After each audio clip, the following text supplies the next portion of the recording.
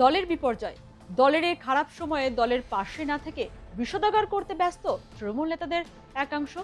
ঠিক যেন উল্টে দেখুন পাল্টে গেছির মতোই শোনাচ্ছে। দলের ভরাডুবির পর সবাই একযোগে পরিবারতন্ত্র ও কর্পোরেট রাজনীতিকে দোষী করছেন। সরাসরি অভিষেক বন্দ্যোপাধ্যায়কে কাঠগড়ায় তুলছেন। দল বিরোধী মন্তব্যের জন্য ইতিমধ্যে 5 জনকে শোকজ করেছে তৃণমূল, কিন্তু তাতেও তো রাশ টানা যাচ্ছে না। তবে কি হাওয়া খারাপ বুঝি একে একে মুখ খুলছেন তৃণমূল নেতা নেত্রীরা? বিজেপির সঙ্গে কি তলে তলে যোগাযোগ শুরু? এই তালিকায় কে কে রয়েছেন তা নিয়ে জল্পনা তুঙ্গে। গত বুধবার জোড়াফুলের বিজয়ী প্রার্থীদের নিয়ে বৈঠকে মমতা বন্দ্যোপাধ্যায় স্পষ্ট করে দেন, দল বিরোধী মন্তব্য কেউ করলে কঠোর পদক্ষেপ করা হবে। সেই মতো 5 সদস্যের একটি শৃঙ্খলা রক্ষা কমিটিও তৈরি করা হয়। সেই কমিটি শুক্রবার দল বিরোধী মন্তব্যের দায়ে দলের নেতা ও মুখপাত্র মিলিয়ে 5 জনকে শোকজ করেছে। তৃণমূল সুপ্রিমো আঁচ করেছেন ঘর ভাঙবেই, তাই তিনি আগে ভাগেই বার্তা দিয়ে দিয়েছেন। কিন্তু কে শোনে কার কথা? একের পর এক বোমা ফাটিয়ে যাচ্ছেন দলের নেতা নেত্রীরা। এই যেমন ফিরহাদ হাকিমের মেয়ে প্রিয়দর্শিনী হাকিম, মমতা বন্দ্যোপাধ্যায়ের কাউন্টিং এজেন্টের দায়িত্বে থাকা প্রিয়দর্শিনী হাকিমের বিস্ফোরক পোস্ট ঘিরে জল্পনা। সামাজিক মাধ্যমে তার একটা ইঙ্গিতপূর্ণ পোস্ট ঘিরে শুরু হয়েছে জোর রাজনৈতিক চর্চা। মহাভারতের চরিত্র ধৃতরাষ্ট্র ও দুর্যোধনের উল্লেখ করে তিনি যে বার্তা দিয়েছেন তা নিয়ে তৃণমূলের অন্দরেই উঠেছে নানা প্রশ্ন। প্রিয়দর্শিনী তার পোস্টে লেখেন, চোখে ঠুলি বেঁধে থেকো না, কান দিয়ে দেখো না। পাশাপাশি ধৃতরাষ্ট্র ও দুর্যোধনের প্রসঙ্গ টেনে তিনি কার্যত অন্ধ পক্ষপাত এবং পরিবার কেন্দ্রিক রাজনীতির বিরুদ্ধে বার্তা দিয়েছেন বলেই মনে করছে রাজনৈতিক মহল। যদিও কোথাও সরাসরি কারো নাম উল্লেখ করেননি তিনি, তবুও অনেকের ধারণা এই মন্তব্যের নিশানায় রয়েছেন মমতা বন্দ্যোপাধ্যায় ও অভিষেক বন্দ্যোপাধ্যায়। দলের এই খারাপ সময়ে কেন এরকম পোস্ট ফিরহাদ হাকিমের মেয়ের? তবে কি তিনিও অন্যান্য তৃণমূল নেতাদের মতো একই পথের পথিক? প্রিয়দর্শিনীর মতো অনেকেই হাঁসফাঁস করছেন দলে, কেউ প্রকাশ্যে মুখ খুলছেন, কেউ সুযোগ খুঁজছেন। আর কে কে এই দলে রয়েছেন? সুপ্রিয় চন্দ উত্তরবঙ্গের এই তৃণমূল নেতা আইপ্যাক ও অভিষেক বন্দ্যোপাধ্যায়ের দিকে আঙুল তুলেছেন। উত্তরবঙ্গের তৃণমূলের বিপর্যয়ের কারণ হিসেবে আইপ্যাকের কর্মী থেকে নীতি নির্ধারণ নিয়ে অভিযোগ তুলেছেন। তার মুখে বিজেপিরই গুণগান। মালদা থেকে কোচবিহার একাধিক জেলায় দিকে দিকে পোস্ট পোল ভায়োলেন্স যে সম্ভাবনার কথা আমরা ভেবেছিলাম, নিশ্চিতভাবে তার বেশিরভাগ জায়গাতেই সেরকম ছবিটা দেখা যায়নি। আমরা নিশ্চিতভাবে ধন্যবাদ জানাই রাজ্যের পুলিশ প্রশাসন এবং অ্যাডমিনিস্ট্রেশনকে। তার সঙ্গে সঙ্গে শাসক দলের সভাপতি হিসাবে মাননীয় শ্রমিক ভট্টাচার্য যে বার্তা দিয়েছে, নিশ্চিতভাবে সেখানেও অনেক জয়ী বিধায়করা সেটা রাস্তায় নেমে তা কার্যকর করার দিকে চেষ্টা করেছেন।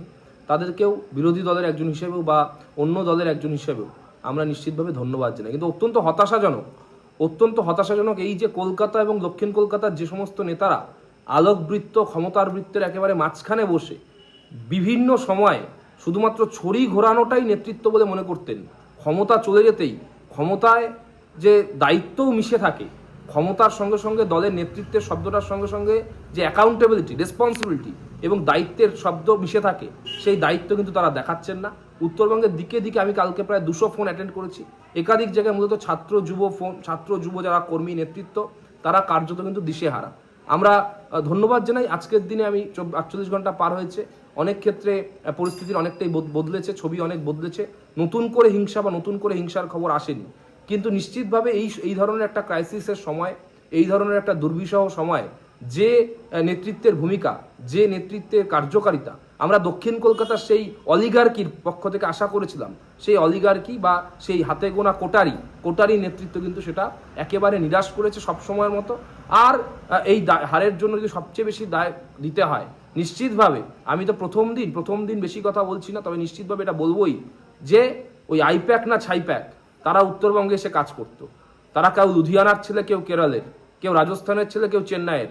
উত্তরবঙ্গে মূর্তি নদী কোথায়, উত্তরবঙ্গের দামডিমের সঙ্গে দিনহাটার কি পার্থক্য তা তারা জানতো না। ফলে এই ধরনের আইপ্যাক ছাইপ্যাক এবং তাদেরকে যারা নিয়ে আসেন রাজনীতিতে, যে কোনো ধরনের দলের জন্যই, ইভেন পরিবারতান্ত্রিক দলগুলোর জন্য আগামী দিনে তা অত্যন্ত ভয়ঙ্কর। ছাত্র রাজনীতির একজন বা রাজনীতির ছাত্র হিসেবে একজন হিসেবে আমি এটা বিশ্বাস করি, আগামী দিনে নিশ্চিতভাবে এই ভুলের রিপিট ভারতবর্ষের কোনো সংসদীয় রাজনৈতিক দল করবে না।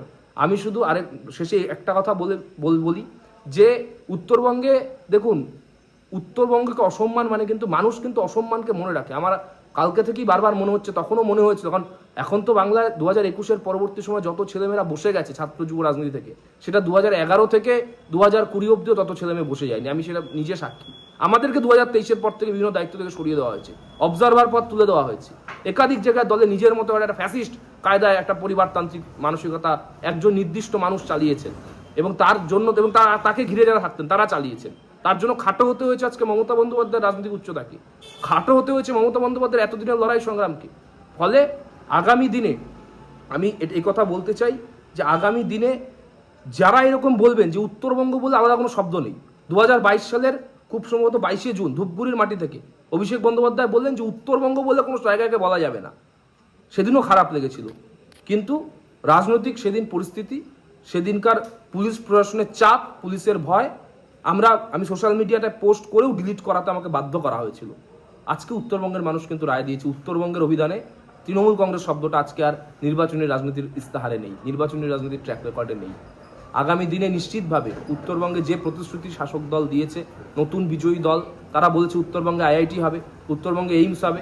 আমি চাইবো তারা যেন তাদের প্রতিশ্রুতি পালন করেন, এবং সবচেয়ে বড় স্বার্থ মানুষের স্বার্থ, সবচেয়ে বড় স্বার্থ এলাকার স্বার্থ, মানুষের স্বার্থ, এলাকার স্বার্থ রাখতে সব রাজনৈতিক দল তাদের নিজের মতো করে তাদের দেওয়া প্রতিশ্রুতি, মানুষকে দেওয়া প্রতিশ্রুতি, সেটা পালন করুক, এটাই প্রার্থনা থাকবে। 2026-এর বিধানসভা ভোটে ফারাক্কা থেকে মনিরুল ইসলামকে টিকিট দেয়নি দল, পরিবর্তে শামশেরগঞ্জের আমিরুল ইসলামকে প্রার্থী করে তৃণমূলের শীর্ষ নেতৃত্ব। শুরুতে ক্ষোভে ফেটে পড়লেও পরে চাপের মুখে দলের বিরুদ্ধে সুর নরম করেন মনিরুল। কিন্তু রাজ্যে বিজেপির অভাবনীয় সাফল্যের পর এবার কার্যত দলের বিরুদ্ধেই তোপ দাগলেন মনিরুল। বিজেপি সরকারকে নৈতিক সমর্থন জানিয়ে মনিরুলের সাফ কথা, পশ্চিমবাংলায় অহংকার আর ঔদ্ধত্যের পতন হয়েছে। ক্ষমতা কখনো চিরস্থায়ী নয়, এটা অভিষেক বন্দ্যোপাধ্যায় বোঝেননি। বিজেপির দিকে ঝোল টেনে কি বার্তা দিতে চাইছেন এই মনিরুল? তবে কি এবার অন্য ফুলের ছাপ? অতীন ঘোষও মুখ খুলেছেন। কাশীপুর বেলগাছিয়া আসন থেকে বিজেপি প্রার্থী রিতেশ তিওয়ারির কাছে পরাজিত হয়েছেন তিনি।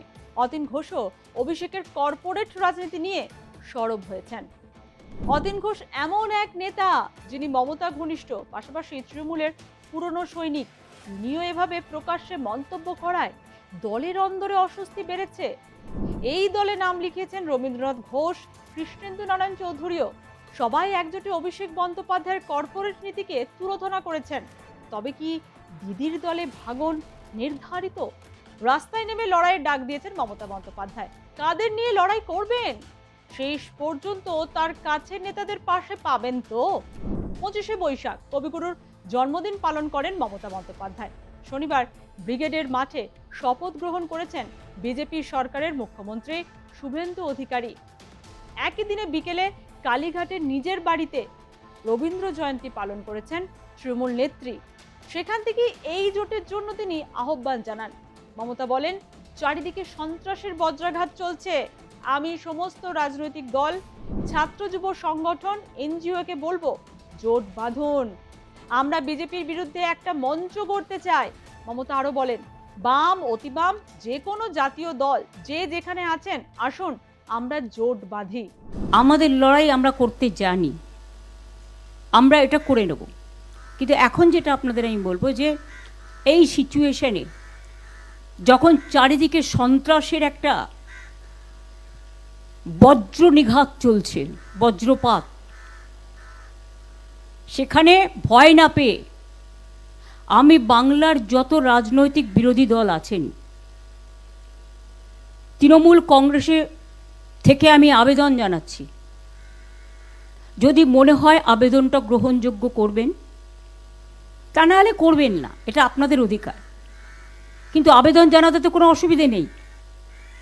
সহ সমস্ত ছাত্র সংগঠন, যারা বিজেপির সংগঠনের দ্বারা এসইউসির ছেলেদের আপনারা দেখেছেন, ছেলে মেয়েদের কলকাতা ইউনিভার্সিটিতে কিভাবে মারা হয়েছে, সহ সমস্ত স্টুডেন্ট ইউনিট, ছাত্র, যৌবন, এনজিও, বিজনেসম্যানরা করবে না, বিকজ তাদের ইন্টারেস্ট আছে, ভেস্টেড ইন্টারেস্ট আছে।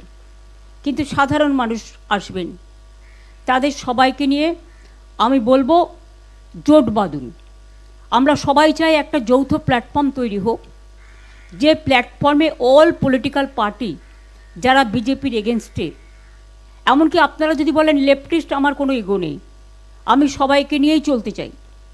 এবং আজকে যা অবস্থা, বিজেপিকে যদি রুখতে হয়, লেফটিস্ট সবাইকে, আল্ট্রা লেফট সবাইকে, আমাদের তৃণমূল কংগ্রেস আমরা কথা দিচ্ছি, ন্যাশনাল পার্টি সবাইকে, যার যতটুকু শক্তি আছে, দিল্লিতেও যেমন আমরা লড়াই করব, তেমনি বাংলাতেও আসুন আমরা জোট বাঁধি। যদি কেউ এ ব্যাপারে কোনো রাজনৈতিক দল আমার সাথে কথা বলতে চান, আমি 4টে থেকে 6টা পর্যন্ত অ্যাভেলেবেল আছি অফিসে, আমাকে জানাবেন, আমি নিশ্চয়ই আপনাদের সাথে কথা বলবো। আমার মনে হয় এটা আমি একটা রবীন্দ্রনাথের সামনে দাঁড়িয়ে এই আবেদনটা সবার কাছে রাখলাম। অতএব এখন দেখার তৃণমূলে কতজন নেতার অক্সিজেনের অভাব হয়, কতজন অক্সিজেন সিলিন্ডারের খোঁজে বিজেপিতে যান, কতজন নেত্রীর সঙ্গে আন্দোলন জিয়ে রাখতে রাস্তায় নামেন।